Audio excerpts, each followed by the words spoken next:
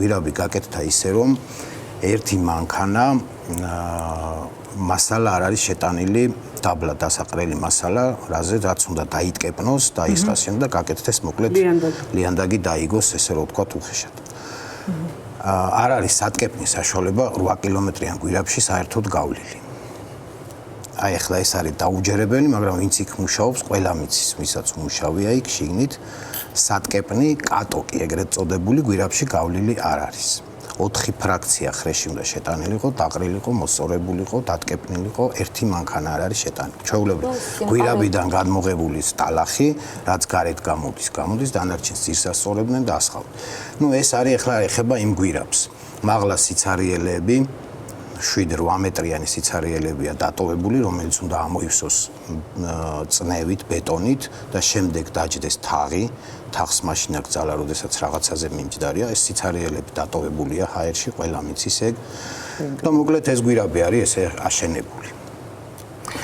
სამწუხაროდ ჩვენ ამას ეხლა ვერ გადავამოწმებთ, მაგრამ გადამოწმება იყო და შეიძლებოდა, როდესაც ეს გვირაბი სანამ ლიანდაგი დაიგებოდა, მანამდე იქ მანქანების მოძრაობა იყო დასაშვები, მეც ბევრჯერ გამივლია, ნუ როდესაც არ იცოდნენ, რომ იმ მანქანაში ინჟექტორი ისე არ გამატარებდნენ და უკვე ფორმა დაკარგული ქონდა, დაბლა აი დეფორმაცია ქონდა მიღებ და მე ამ გვირაბზე ჩემი მოსაზრება მქონდა, გავწიე წინააღმდეგობა ასევე ნუნისის სანაყაროზე, რომელიც ეხლა ჩვენ უსმენთ ღვერქში და ხემაღალში მიმდინარე პროცესებს, რომელიც მოგონილი იქნება იმ პროცესებთან, რაც აი ამ ზემოთ სოფლებში განვითარდება და რაც მოხდება.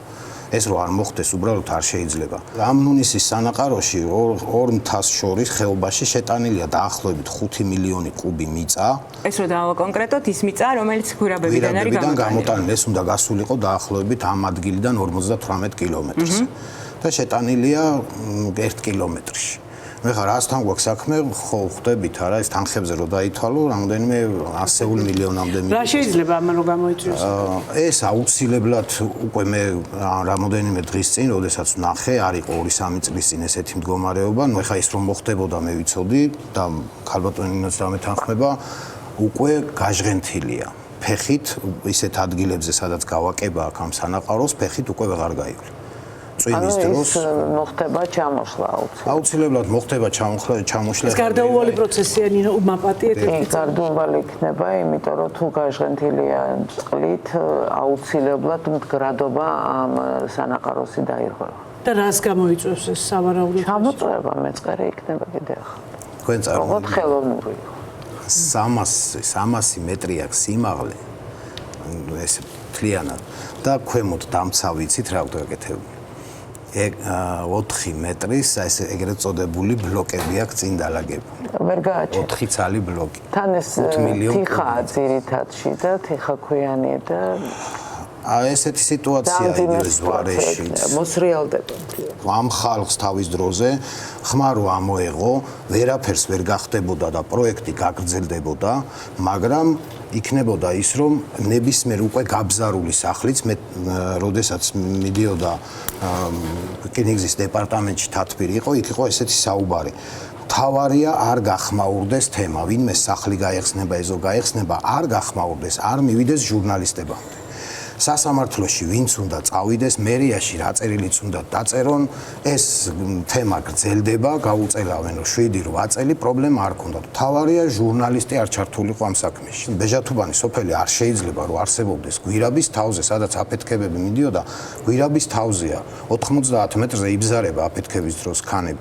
70 მეტრია ბოლო სახლი, რომელიც გვირაბის თავზე დგას. მთლიანად დახსნილია და ამიერკავკასიის რკინიგზაზე არის ყველაზე მეწყერ საშიში ადგილი ბეჟათუბანი. კომუნისტების დროს რო ვერაფერი ვერ მოუხერხეს, ხიდები ჩადგეს იქ, ესტაკადა გააკეთეს, მაშინ ანუ ეს იყო ცნობილი ჯერ კიდევ იმ პერიოდიდან, რომ იყო ძალიან ბეჟათუბანში არ შეიძლებოდა აფეთქება. ბატონო აკაკი, აფეთქებდნენ უფრო დიდი სიმძლავრით, ვიდრე მე აილეფიდან წამოვედი, მუშაობ ხარაგაულის მერიაში, ზედამხედველობის სამსახურში, დღესაც დამიძახეს, ну მაშინ ახალი მოსული იყო მერი ბატონი თოფურიძე, ხემაღალიდან არის სხვათა შორის და მითხრა რომ ჩემი სამსახურის უფროსმა გამაგზავნა მანიულაში დასახლება ესეთი აფეთქებებზე. გვირაბის თავზე. პრობლემა შეიქმნა აფეთქებების დროს, სახლში ცვიოდა ქვები, გადმოცვიდა ჭურჭელი, ყველაფერი. აი წარმოიდგინეთ ეს რო დღეში 3 ხდება, ხო? ეს 10 წელიწადში ერთი მიწისძვრა საკმარისია, ხა დღეში 3. ეს სოფელი სად იყო? ეს არის ბეჟათუბანსა და მოლით შორის. ბეჟათუბნიდან გვირაბი აი ქვეშ რო ვთქვი შედის სოფლის ქვეშ და გამოდის მე ამ ანიულაში დასახლება სოფელია ეს. იყო სოფელი, ახლა ბახმუთს გავს ისეთი სიტუაცია. და ავედი იქ აფეთქებებზე პირველად რო აფეთქეს ახლა იქ მე ვერაფერს ვერ ვნახავ და მეორედ მე შევამოწმე 35 კილო უნდა მიეცათ კონკრეტულ ერთ მაგალითს ვამბობ ასაფეთქებელი ნივთიერება 245 კილო ჰქონდათ მიცემული. მოკლედ იმ დღეს აფეთქება გავაჩერებინე როგორც ზედამხედველმა, ნუ იქ ვინც იყო ახლა დამემორჩილა, იმიტომ რომ არ იყვნენ ის მაღალი რანგის არც ჩინეთიდან, ჩინეთის 23 ბიუროდან, არც აილეფიდან არავინ არ იყო. რა სტატუსით იყავით? რა სტატუსით გააჩერეთ? ზედამხედველობის სამსახური წარმომადგენელი, რომ მოსახლეობა შემოიტანა რაღაც საჩივარო პრობლემებია, ძალიან დიდი აფეთქებია, 3 დღის განმავლობაში ხდებოდა ეს.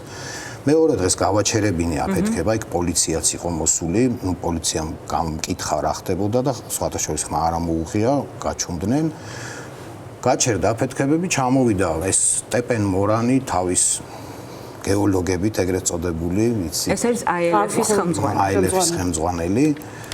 ჩინეთის 23 ბიუროს და ნუ ახლა წარმოიდგინე იქიდან მომიშორეს, სამსახურიდან წამოვედი და დავხვდი მერიიდან ზედამხედველო და აჩერებინე აფეთქება. ნუ არაფერი ხმა არ გამცეს საერთოდ, გააჩერეს აფეთქება, არ არის პრობლემა, არც ხვალ არ იქნება აფეთქებებიო და ჩავედი მეორე დღეს ხარაგაულში და დილით კანცელარიიდან ჩამომიტანეს გათავისუფლების ბრძანება. და 2 დღე გააცდინეს სამსახური. ნუ ახლა რა უნდა ქნა ახლა იქ აღარ მუშაობდი და მე ხوار წავიდოდი იქ საფეთქებად. და მოსახლეობას კიდე ხო გეუბნებით, ყველა საცინათ მიგდებს, როცა ესე საუბრობ, როცა ესე ელაპარაკები, ყველა დაგცინის. ეხლა აფეთქებებს რაც შეეხება, მე ხშირად გამიგონია ხომ ამ ხელა პროექტს ვინ გააჩერებს? ვერავინ ვერ გააჩერებს. კი ბატონო, ეს პროექტი იყო გასაკეთებელი, ოღონდ ეხლა ეს პროექტი რა მიზნით კეთდებოდა, რას უნდა დაკავშირებოდა ღრმაწყლოვან პორტს და ეხლა აქ თუ არა ამ პროექტს ფუნქცია და რატო გაჩერდა 2012-ში და მე რატო გაგრძელდა ამას სხვა ფესვები აქვს. ამიტომ ამ პროექტს 2012 წლის მერე ფუნქცია აღარ ჰქონდა. ეს იყო პირდაპირ ამბობ ფულის საჭრელი სტანოკი. აი ესე უხეშად რო ვთქვათ. ფული ყველა აკეთებდა ფულს. არა მარტო ნუ ვიტყვით იმას, რომ ხელისუფლება, რკინიგზა, ვინ არა, ყველა აბსოლუტურად, ბევრი ჟურნალისტი, ბევრი ოპოზიციონერი, ბევრი, ძალიან ბევრი ვინმე. საბურღი მანქანით გვირაბის გაჭრის დროს ვერ იშოვი ფულს. ფული კეთდება ჩამონგრევაში, ზედმეტ სამუშაოებში, დამატებით ხარჯების მოთხოვნაში, როდესაც ზემოდან პრობლემა არ გაქვს, შენ მოითხოვ დამატებითი ხარჯი და ყველაფერზე ხელს მოგიწერენ და რასაც მოითხოვ, იმდენს გაძლევენ, შემდეგ ატკატის სახით უკან დააბრუნებ. გვირაბი 7 წელია უკვე აშენებულია და ვერ გახსნეს, ყოველ 26 სექტემბერს და 26 მაისს და 1 სექტემბერს იხსნება, მაგრამ ვერ ხსნიან. ეხლა დაანონსდა, რომ რაღაც მატარებლებს შეიძლება გაუშვან, ოღონდ სატვირთო მატარებლები ესეთი პრეცედენტი მსოფლიოში არ ყოფილა, რომ გვირაბი აშენდეს ახალი, გაუშვა სატვირთო, გაიმეტო ის 4 მატარებლის წამყვანი მემანქანე, რომელსაც სატვირთო დაყავს და სახალხო მატარებელს ვერ ატარებენ. ეგეთი რამე არ მომხდარა, თუ რამე რისკი არ არსებობს, რატო ხდება ესეთი რა ეწერა თქვენს დასკვნაში? იყო განაზომები ძირითადად, სადაც კედლის თაღის სისქე ზოგან იყო 17-18 სანტიმეტრი, 45-ის ნაცვლად, მაგრამ 45-იც არაფერს არ ნიშნავს, მე რაც ვთქვი, მაღლა სიცარიელების დატოვების შემთხვევაში. 2 მეტრიც რო კონდეს სისქე კედელს, თუ 8 მეტრიანი სიმაღლიდან 300 მეტრია ლიხის კედის სიმაღლე გვირაბზე, 90 მეტრზე დაბზარული. იქედან ჩამოვარდნილი ქანი, ის აუცილებლად, როდესაც წყლით გაიჟღენთება ის ნაპრალები მოწყდება და 2 მეტრი ბეტონიც ვერ გაუძლებს მე მგონი იმას. ვერ გაუძლებს დაიშლება. ხო და მით უმეტეს ეს, ამიტომ აი ესეთი სიტუაციები რაც არის, რაც გვირაბში პროექტში ეხლა რო ვსაუბრობ, ძნელი აღსაქმელია. კი ბატონო, ვერ აღვიქვავთ, არავინ იმას არ შეამოწმებს, სანამ ნება არ იქნება ხელისუფლების რო ეს გვირაბი შემოწმდეს, ვერავინ ვერ შევა იქ და ვერ შეამოწმებს, მატარებელიც ისე შეიძლება გაუშვან, იმიტომ რომ თუ იტყვიან რომ გვირაბი ვერ ფუნქციონირებს, მაშინ ვიღაცას ხელი უნდა დაედოს. ვინ იქნება ეს ხელი, ხო? მე ბამუკა ბახტაძე, ქუმსიშვილი, ეს ყველა ერთად ვართ გვირაბში, მე მაქვს 2-3 ფოტო ერთად გადაღებული.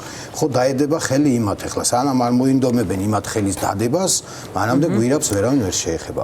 ამიტომ არის ეს, რომ ამიტომ გარეთ ხო ჩანს ყველაფერი არა, გარეთ რაც ხდება ეს ხო ჩანს, მეწყრული პროცესები, ეს ჩაყრილი სანაყაროები, ეს ყველაფერი.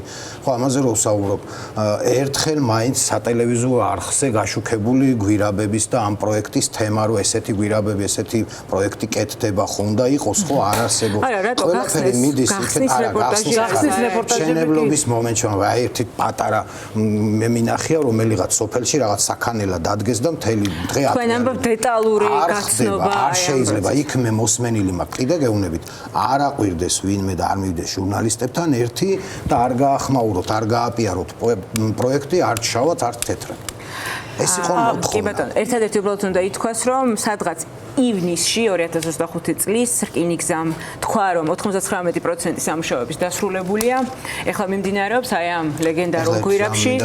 სამწუხაროდ დრო არა გვაქვს, რაღაც ძალიან სწრაფად ისე მე გუშინ წელიწადში უკვე ჩინელები, ჩემეზოში იყვნენ პირადად მოსულები, ეს მოლიჩი დამთავრდა ეს პროექტი, გრძელდებოდა ხარაგაულიდან. ეხლა მოლიცსა და ხარაგაულს შორის უნდათ გაყვანა ისევ ამ გვირაბის. აი ეხლა მე ახალი გვირაბით უნდა გაგრძელდეს ეგ პროექტი და შეუერთდეს ხარაგაულს 22 კილომეტრიან რაღაც მეგონი. ძალიან ცოტა დრო გვაქვს. მე მიმართავ იმ მოსახლეობას, რომელიც ცხოვრობს იმ სოფლებში, დეისი, ქვები, ვახანი და ესე გაყოლებული ბოლომდე. გამოვიდნენ, დადგნენ და ეგ პროექტი, აი გვირაბები, აფეთქებებით არ გაკეთდეს, თორე ყველაზე ძალიან საშიში და მეწყერული ზონებია დეისი და ქვები. აი ერთი შეხება და დაიძრება მთლიანად მთელი სოფლები.